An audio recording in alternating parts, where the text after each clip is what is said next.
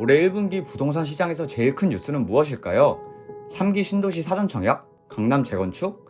물론 이 뉴스들도 화제인 건 맞지만 부동산 시장을 뜨겁게 달군 뉴스는 바로 이곳이 아닐까 싶네요. 바로 광명시흥 신도시입니다. 지난 2월 발표된 신규 택지 공급 계획 소식은 다들 들으셨죠? 하긴 모를 수가 없죠. 계획이 발표되자마자 대한민국이 들썩였을 정도니까요. 국토교통부는 지난 2월 24일 신규 택지 공급 계획에서 광명시흥, 부산 대저, 광주 산정을 신도시로 만들겠다고 전했습니다. 부산 대전이나 광주 산정도 신도시가 되면 좋죠. 그런데 광명시흥만 할까요? 돌아서 다시 3기 신도시로 추가 선정된 광명시흥. 게다가 공급 물량도 어마어마한데요. 입지부터 확인해봐야겠죠. 3기 신도시로 추가 지정된 광명시흥 신도시는 광명시 광명동, 옥길동, 노은사동, 과학동과 시흥시 과림동, 무진해동, 금이동 일대 총 1271만 제곱미터 부지에 들어서는데요. 총 7만 가구가 공급될 예정으로 3기 신도시 중 역대급 규모를 자랑합니다. 오는 2023년부터 사전 청약을 시행하고 2025년부터는 분양이 시작될 거라네요. 위치도 좋습니다. 광명시만 봐도 서울이랑 맞닿아 있기 때문에 입지는 뭐 말할 것도 없죠. 광명시흥 신도시는 서울과 거리는 단 1km, 도보로 20분이면 서울을 갈 수 있는 건데요. 서울하고 인접한 위치, 이미 잘 구성된 교통노선, 생활 인프라 등의 장점을 지닌 광명시흥 신도시는 제2의 분당으로 거듭날 것이라는 평가가 나오고 있습니다.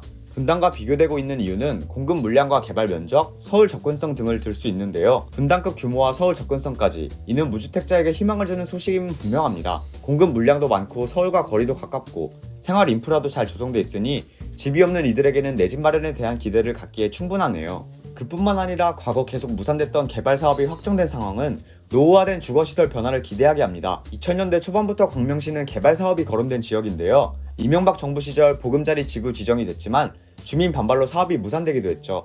계속되는 사업 무산에 광명시의 주거 환경도 노후화됐는데요. 현재 광명시는 뉴타운 재개발 사업이 진행되고 있지만 아직까지 신축 아파트 수요를 채울 만큼은 아닙니다. 그러니 신도시 개발 사업에 대한 기대가 남다른 것이죠. 개발 호재와 교통 호재가 부동산 시장에 큰 역할을 한다는 것은 다들 아는 이야기시죠. 그런데 광명시흥 신도시 지정은 무조건 호재라고만 볼 수 없습니다. 과거의 개발 사업이 주민 반발로 무산됐던 걸 보면 신도시 개발 사업이 과연 잘 진행될 것인가에 대한 우려의 목소리도 나오고 있거든요. 아니, 도시가 개발되면 무조건 좋은 거 아닌가? 라는 생각이 드시나요? 그렇다면 광명시흥 신도시 개발에 불호를 외치는 이유는 무엇인지 살펴보겠습니다. 공급 물량과 입지, 높은 시세 차익에 대한 기대로 점차 2021년 부동산 시장의 핫플레이스가 되고 있는 광명시흥 신도시. 그런데 광명시흥 신도시에 대한 반응은 극과 극을 달리고 있습니다. 앞서 말씀드린 것처럼 광명시흥 신도시 개발은 과거에도 거론됐습니다. 보금자리 지정과 더불어 지난 2019년 3기 신도시 발표에 광명시흥이 포함되지 않았던 이유는 주민 반발이 컸기 때문인데요. 광명시의 경우 이미 뉴타운 개발이 진행되고 있다 보니 대규모 주택 공급이 이어질 시 떡상한 집값이 폭락할 위험이 발생하기 때문이죠. 이러한 위험을 지니고 있기 때문에 광명시흥의 신도시가 들어서는 것은 악재라고 말하는 이들도 있습니다. 하지만 집값 폭락에 대한 우려는 크게 걱정할 필요는 없다고 판단됩니다. 물론 공급 물량이 많아지면 집값이 떨어질 수 있죠. 그런데 3기 신도시 사전 청약을 하고 입주까지 이뤄지려면 적어도 5년은 걸립니다.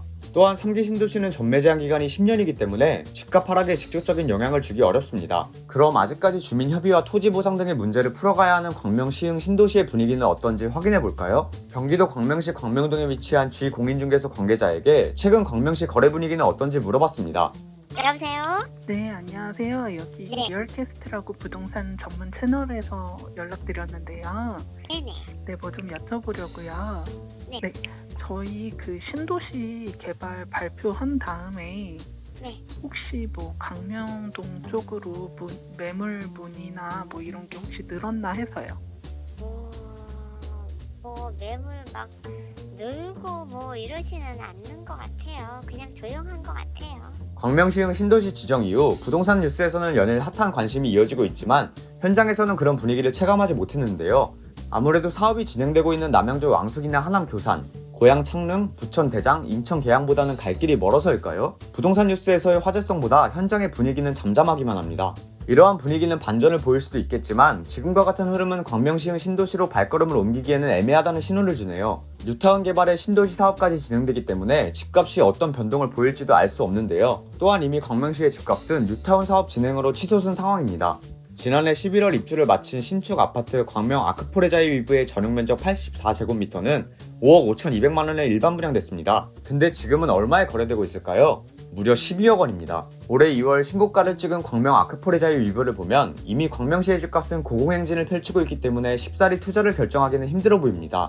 공급 과잉으로 집값이 하락할 위험과 이미 오를 대로 오른 집값이라는 리스크는 투자 위험도가 높기 때문에 광명시흥에 신도시가 들어서니 가자라고 생각하시는 분들에게는 천천히 생각해보시고 결정하라는 말을 전하고 싶네요. 지금까지 새롭게 3기 신도시 대열에 합류한 광명시흥에 대해 알아봤는데요. 도움이 되셨나요? 영상이 도움이 되셨다면 좋아요와 구독, 알림 설정까지 부탁드립니다.